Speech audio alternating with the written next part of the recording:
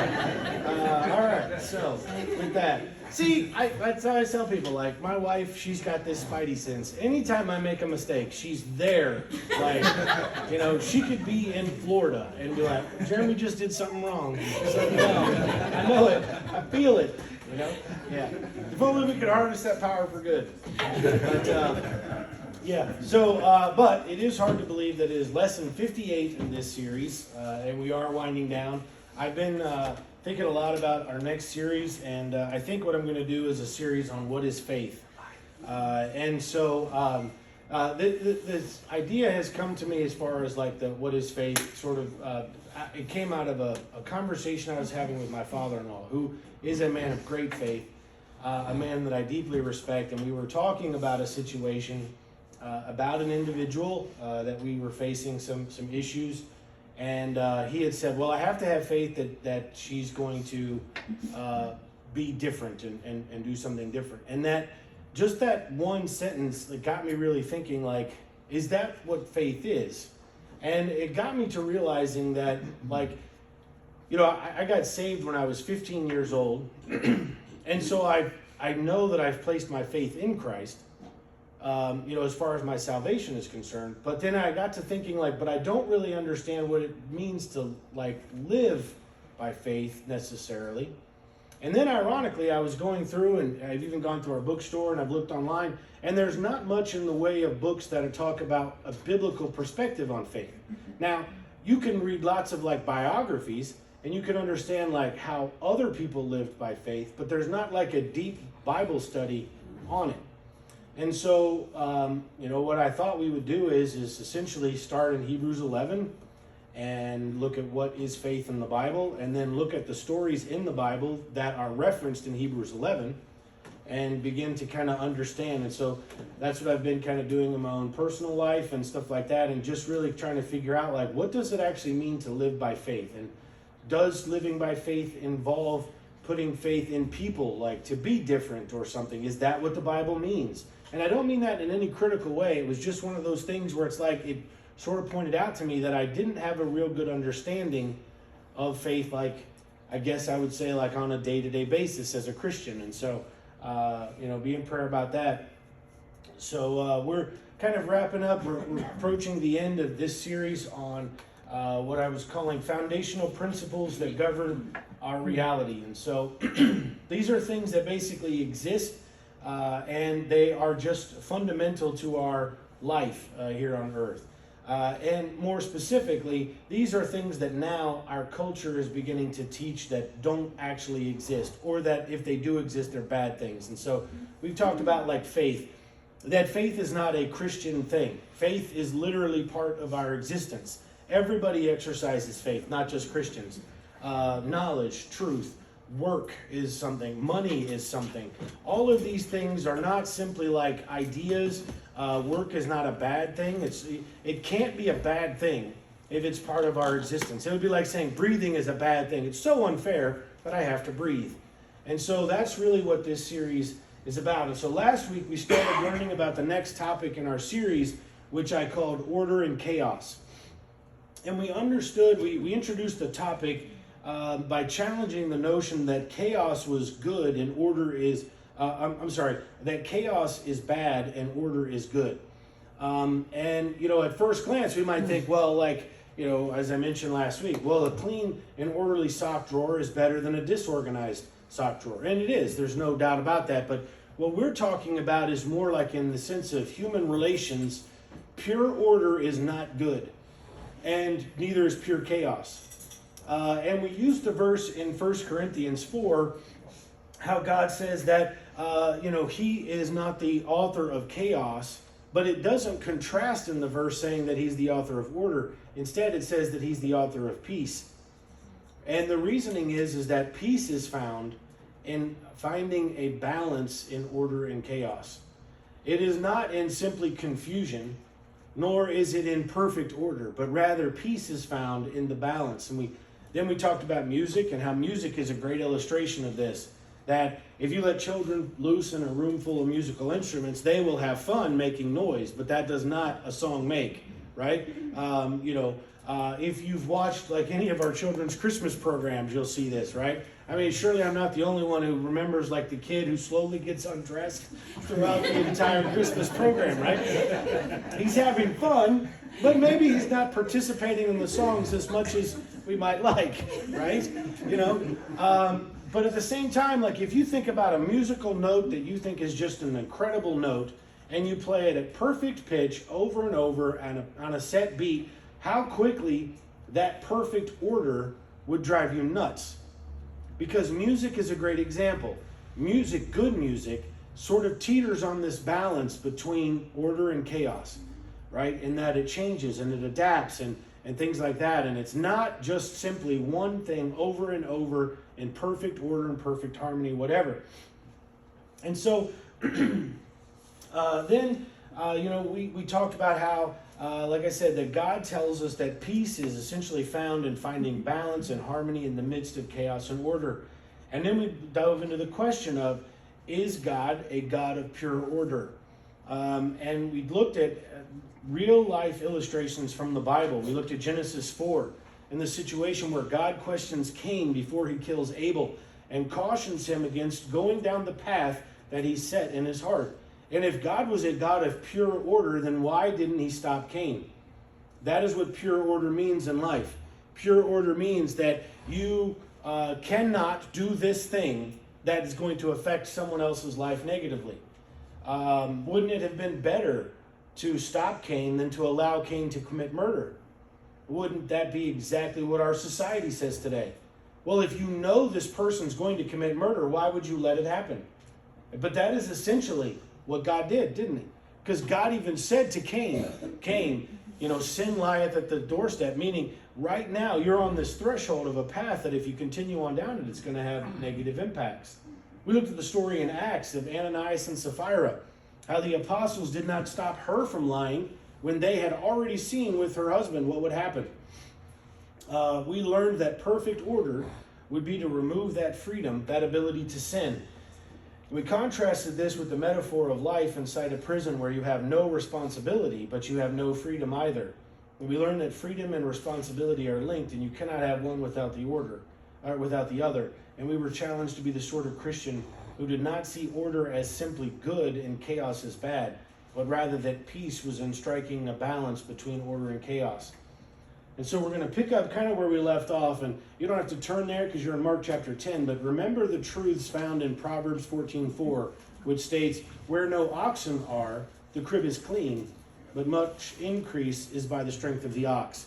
The idea of this is that you can have a clean barn, but that's probably going to be at the expense of the livestock that provides for the barn, right? And that's how it is in our life. You can desire to have things that are clean and orderly and tidy. And this is not talking about, are the dishes done at night? That's not what I mean. I'm talking about, in a more abstract sense, this idea that, our life can be orderly, but there will always be some disorder that comes into our life, and always caused by other people. Oh, yeah. And so the Bible tells us that these oxen are going to make your barn unclean. But you get a lot of good from the oxen. And so not throw one out without the other. Now let's look at Mark chapter 10 and verse number 13. And this is where we left off last week. Mark chapter 10, verse number 13. And they brought young children to him, that he should touch them, and his disciples rebuked those that brought them. But when Jesus saw it, he was much displeased, and said unto them, suffer the little children to come unto me, and forbid them not, for of such is the kingdom of God. Verily I say unto you, whosoever shall not receive the kingdom of God as a little child, he shall not enter therein. And he took them up in his arms, put his hands upon them, and blessed them.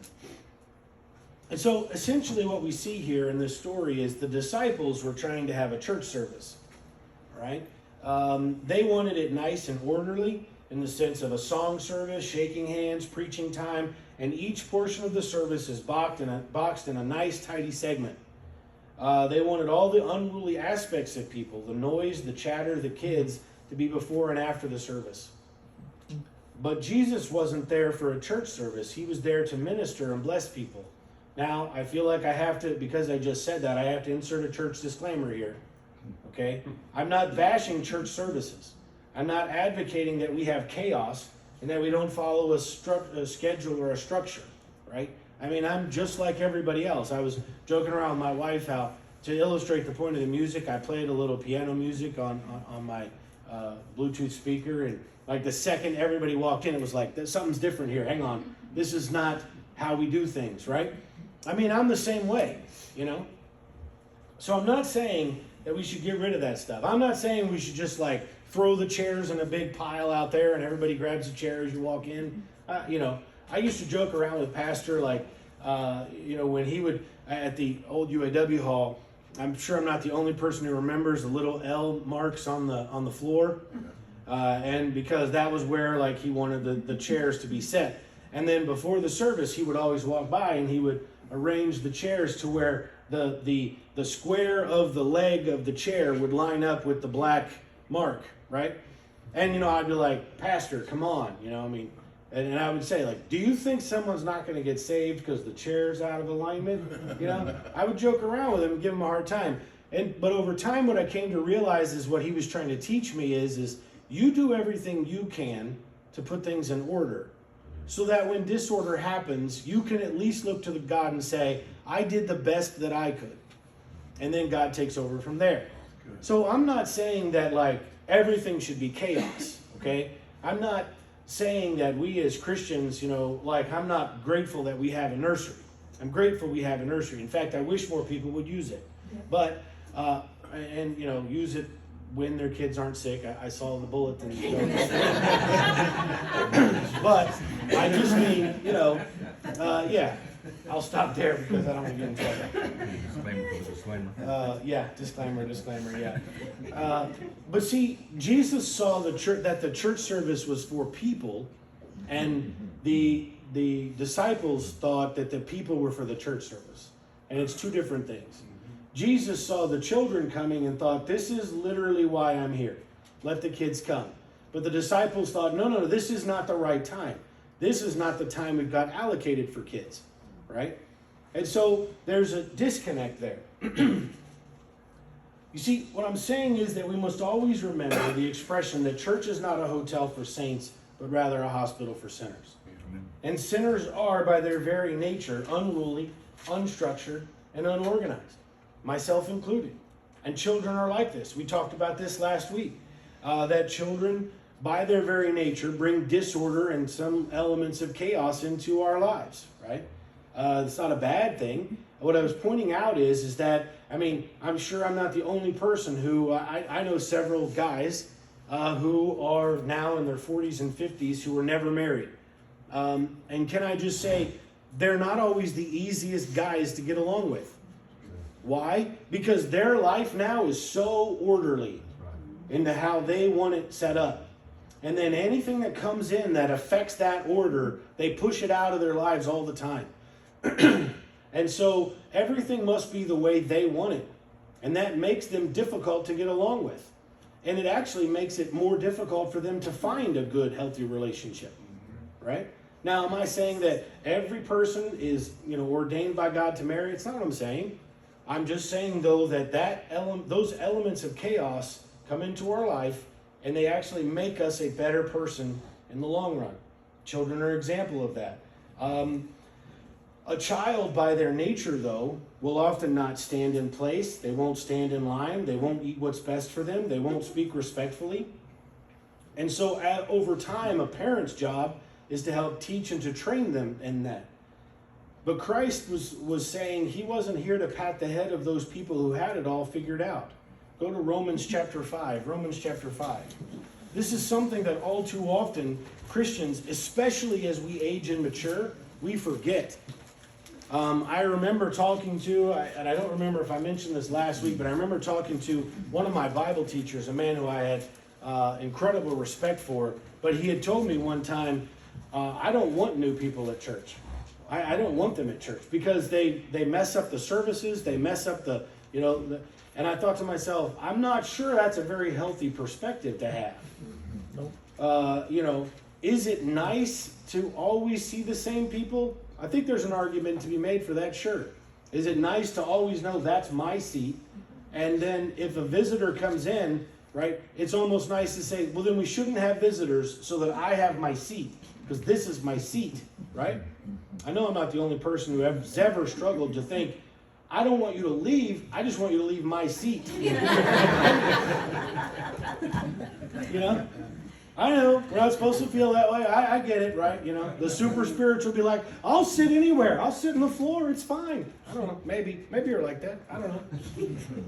But we must never forget this verse in Romans 5:8. But God commendeth his love toward us in that what? And this is the key to it. In that while we were yet sinners, Christ died for us. Yeah. Christ extended his love to us before we were perfect, before we were good at things, before we were polished, before we were faithful. He did all of those things for us because of who he is. And we forget oftentimes as we mature in age and we get older in Christ and whatnot, we forget that that same promise that we once took great advantage of extends to those who come along after us. Those people who are not as polished as we are, right? Go to Joshua chapter 24. Joshua chapter 24. Another very famous passage in the Bible. But it illustrates this point rather nicely when we're talking about this idea of order and chaos. Because Christ died for us while we were yet sinners, because he extended his love to us when we weren't yet perfect, because of all that, people are given freedom in this life to choose. Joshua 24, verse number 15. And if it seem evil unto you to serve the Lord, choose you this day whom you will serve, whether the gods which your fathers served that were on the other side of the flood, or the gods of the Amorites in whose land ye dwell. But as for me and my house, we will serve the Lord. Now understand, even when God set up a theocracy, a nation that he was in charge of as the leader, people were still free to choose who they would follow. You could live in the nation of Israel and choose not to follow God as your God. The stipulation was, however, that you would bear the responsibility for that. But you were free to choose that. You see, a perfect order system removes that freedom because it forces choices on others. And essentially what it does is it actually takes away choices, right? I mean, think about it. If you've worked with raising a child, you can understand this principle, right? I mean, you wouldn't put your child, a small child, a toddler, whatever, in a room full of sharp knives. Why? Because you know they're not capable of making good choices. So you take that freedom away from them. But you understand that when your child is 24, at that point, they probably should understand what knives do and how to take care of things, right? Unless you're truly one of those lunatics who thinks your child will just live with you for forever. Some people do believe this for some strange reason. I love my kids, but I want them to have a life. I do. I want them to have a husband. I want them to get married. Not because I want them to leave my home, but because there's a lot of good things in life that I cannot provide for them as their father. They must go out and get those things. But you see, a system of perfect order removes those freedoms. And truthfully, this is what many people in our world desire today. They say the world would be safer without guns, so take away the freedom to bear arms. But here's the thing, you will never get rid of guns. Just like you will never put nuclear weapons back in the box. These things will never just not exist. It's true, yeah. They will not. They say the world would be safer without hurtful words. So we should take away the freedom to speak. They say the world would be safer without the other group of people in power. So take away the freedom to vote. They say the world would be safer without poverty. So take away the freedom to accumulate wealth. And yet God says no. No. God says people are free. And God says you are free to choose as long as you always remember that freedom comes at the price of responsibility. But this again is where the world balks. And we've talked about this leading up to these lessons. Because we want the freedom to choose, but we don't want the responsibility of the repercussions of our actions. I want the freedom to not work, but I don't want the responsibility of being poor. right? I don't want to work, but I want someone to provide medical care for me. Because obviously a doctor goes to medical school out of the goodness of their heart to just work for the goodness of all people, right? Because that's how I work. Wait, no, that's actually not how I work, is it? But I expect someone else to do that. Interesting. I want the freedom to marry, but not the responsibility to maintain a good relationship. I want the freedom to say what I want, but not the responsibility to listen to other people exercise that same freedom. I saw this oftentimes as I was growing up and I was first saved. I was in church and I heard a lot of Christians talking about Howard Stern. And Howard Stern is a filthy person. His radio show is filthy. But I never agreed with people lobbying the government to take him off the air. Never. You know why? Because even as a young person, I thought, there will come a time that'll swing against us as Christians. Yeah. We don't want to take that political game. Instead, it'd be much better to talk to your children and say, this stuff here is garbage and has no place in our home. Do not listen to it. But instead, it's like, no, you can't tell your kids that stuff exists. So what happens is, kids grow up completely incapable of making decisions. Then they go out and exposed to things they never even knew was there. And suddenly, now, they're completely ill-equipped to handle these things. Christians didn't do any benefits to their kids or to their country by saying, we should take filth like that off the air. Instead, you should understand, filth like that exists because people want it. So you need to be prepared to train your children to not go down that path. Does that mean that it's easy or even possible in all cases? No, it's not. I'm not saying that. I want the freedom to have sex with whomever and whenever, but not to bear the responsibility of unwanted pregnancies. But God says people are given this freedom. And the drawback is that people will invariably hurt one another.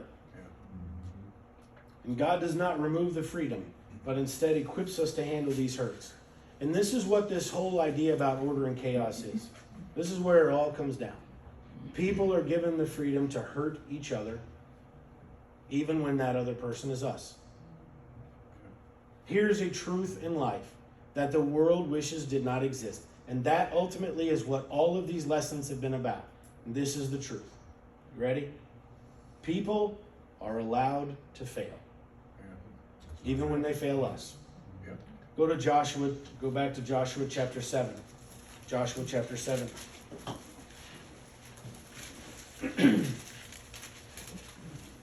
It's a familiar story, but we're going to look at a portion of this story today that most folks don't really think about. Joshua chapter 7, verse number 1. This is after the Battle of Jericho. And if you understood it, they were told not to touch anything from Jericho. They were basically told everything in Jericho is filth. Don't touch it. Don't be a part of it. It says in verse number 1, but the children of Israel committed a trespass in the accursed thing, for Achan, the son of Carmi, the son of Zabdi, the son of Zerah, of the tribe of Judah, took of the accursed thing, and the anger of the Lord was kindled against the children of Israel. Let's just stop there and break this verse down real quick, because right here we see some things that are kind of interesting. Notice the first part of the verse says, but the children of Israel committed a trespass in the cursed thing. But did they? Who did? One guy, Achan. One guy did. And everyone, all of the children of Israel were affected by it. But now we think, okay, so they were affected by it. Like they had a bad sales year or whatever. No, we're going to see here in just a moment what it really means. Look at verse number 2. And Joshua sent men from Jericho to Ai, which is beside Bethaven, on the east side of Bethel, and spake unto them, saying, go up, view the country. And the men went up and viewed Ai. They returned to Joshua and said unto him, let not all the people go up, but let 2,000 or 3,000 men go up and smite Ai, and make not all the people to labor thither, for they are but few. So there went up thither of the people about 3,000 men, and they fled before the men of Ai. So we see here in verse number 4, by all accounts, logistically speaking, these 3,000 men should have wiped the floor with Ai. But we see right out of the gate, their hearts were weakened by this thing. Even the men who had no part in what Achan had done, their morale was depleted. And they didn't know why. They had no knowledge of why. The moment they got to the battle, they were afraid. But it goes beyond that even more. And the men of Ai smote of them about 36 men, for they chased them from before the gate, even to Shebarim, and smote them in the going down. Wherefore the hearts of the people melted and came as water. I will stop there because we know that what happens here is that as we were to go on and read the story, we'd find out that Achan has stolen a bunch of stuff from Jericho for his own profit. But the point I'm making here is this: 36 men lost their lives. Assuming that each one of those people were a husband or a father or a son or a brother or something. I mean, how many families would have been affected by the loss of this thing? And the point is this: Achan was allowed to fail, and 36 men died for it. Now, when we would look at that, we would say, that's not fair. That's not right. But that is literally how our existence works. We are, in every sense, fabric that is tied so closely together with one another that when we do things, whether we mean to or not, we affect other people's lives. Yes. And so what the Bible tells us is do your best to make good choices, because that will bring good effects on other folks. But when you make bad choices, your bad choices will affect other people. Now understand, these people were not held accountable for Achan's sin. That's not like they stood before the Lord and God said, Achan stole this stuff and you're responsible. Because they'd look at God and say, I didn't even know he did it, God. I went to battle the next day against Ai and I took an arrow to the chest, not knowing. How could I have known, God? That would be so unjust of God. It is that in our world here in this life, men and women, they make choices, and those choices affect each other in negative ways.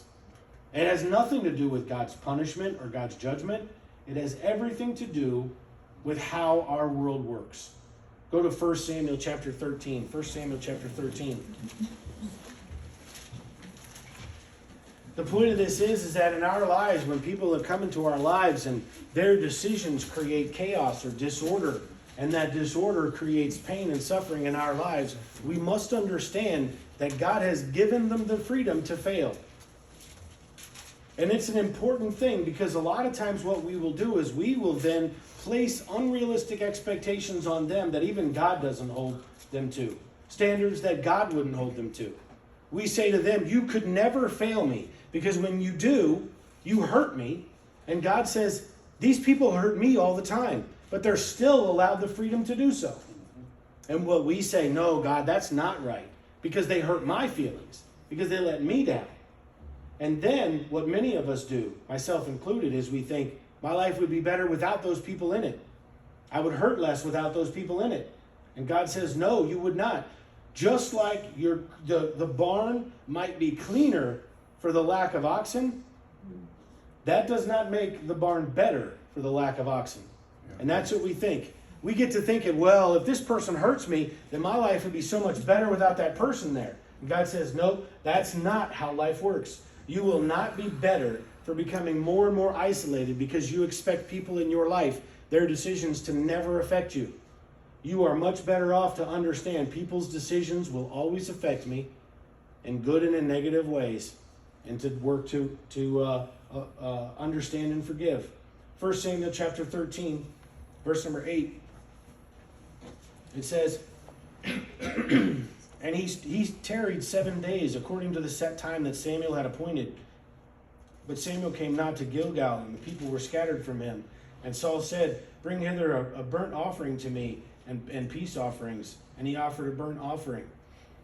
If we were to go on, we're going to skip over some of this for the sake of time. It says in verse 14, this is after Samuel comes back. He says, but now thy kingdom shall not continue. The Lord hath sought him a man after his own heart, and the Lord hath commanded him to be a captain over his people, because thou hast not kept that which the Lord commanded thee. This is Samuel speaking to Saul, because Saul has committed these atrocities before God. But the point of it is that he's talking about David. And you understand the terrible things David did in his life? And here God says, I'm seeking a man after my own heart. He called David a man after his own heart, knowing that David would cheat on his wife. He would cheat with another woman from one of his closest allies. He would break up their marriage. He would conspire to commit murder of that man. He would then take that woman into his own home as a result. David did some pretty terrible things. All this came up because my daughter was talking to me and she asked the question. I think I mentioned this last week, but she had said, why did God allow that to happen? And it's a fair question. It's easy to look at God and say, God, this is not right that you would allow this to happen. Why would you allow David to stay on as king? You see, because it's a complicated thing, isn't it? It's a complicated thing when we ask God to interfere with the affairs of man, because how exactly does he do that? Where does God draw the line then? Does God draw the line at sins that would result in someone's death, or hurt feelings, or a lost job, or what is it exactly? You see, this is the thing that so many times people in our world today, they fail to realize, because what we ask for is we want the letter of the law spelled out, but at the same time, we really don't. We want there to be enough confusion in there that we can get away with things and we can wiggle out of our predicaments. But at the same time, we want God to write it out in the letter of the law to hold other people accountable. Well, it doesn't work that way, does it? You see? And so in our world today, how this manifests itself is a desire for people to set up their own governments to basically say, if I write enough laws, I can somehow make a good person. And God laughs at man in that and says, you'll never make enough laws to make a good person. Yeah. Because people have the freedom to fail. Yep. And it's something that we don't understand. So how could all this stuff go on? The truth is that the failures of others, it impacts our lives, and sometimes in negative ways. What this means is people are going to fail us. They're going to hurt us. They're going to disappoint us. But our lives are not better in pure order where we cut those people out. You see, all of this goes back to this idea that we're told to prepare for this in life, not to assume that it doesn't exist. And that is the point of all of these things, is that God says, be prepared for the world as it really is. Don't walk around wishing that the world was something that it's not. And so this manifests itself for us in that this is why we did that lesson a few weeks back on understanding, like what it really means to understand another person. Because if you can spend the time to understand why another person might have made the choices they've made, it doesn't make their choices right. It doesn't take away the hurt. But what it does do is it puts you in a situation where you are looking down at them, and by understanding them, suddenly now you're more on their level. And you're saying to yourself, well, I might not have made the same choices that they've made, but I no longer think I'm a better person when I look at them. You see, because when we understand another person, we understand that they are fallible just like we are fallible. Right. And so then we stop looking down at what they've done, and now we sort of just look across at what they've done. Because we say, you know, they've done this and they've hurt me, but if I'm honest with myself, I would look out and see a bunch of people that I've hurt, that I've done wrong to.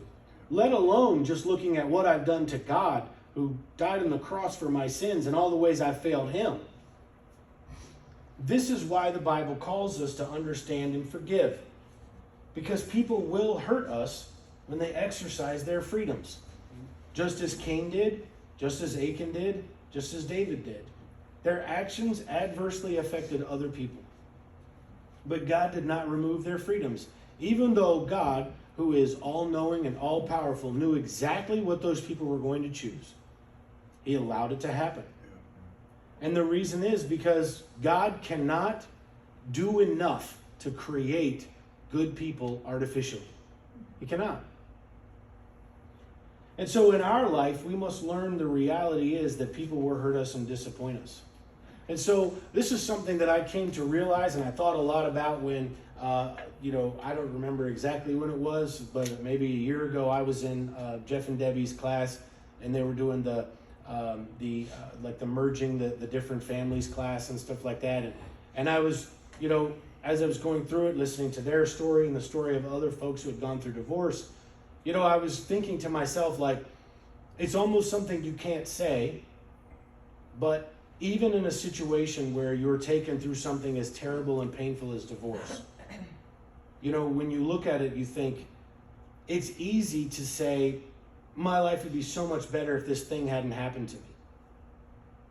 But God says, no, maybe that's not true either. I was talking to a friend of mine who a few years back was considering moving away, taking a job, and he was really worried because, he's the primary provider for his family and stuff like that. And he's like, well, what if I go and I fail?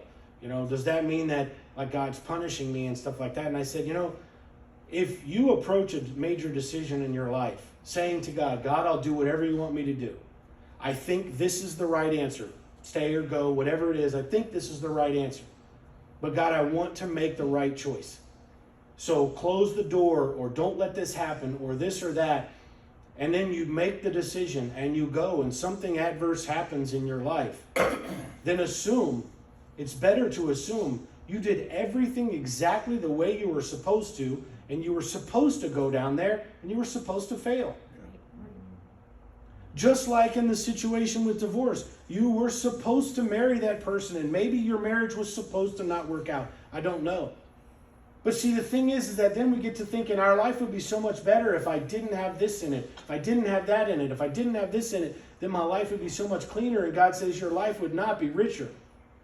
Because peace is not found in perfect order, but rather in the balance in chaos and order. And you see, I say all this because, and this might seem like a too abstract of a lesson or a topic, but the thing is that many of us, we get to thinking order is good, and we forget how many people throughout history have suffered under regimes that have set up perfect order systems like communism and socialism. Right? The world is not better under perfect order, right?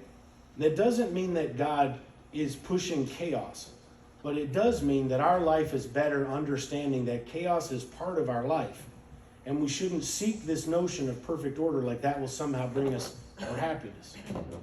So with that, we'll be dismissed. Father, we thank you for this day and all the many blessings.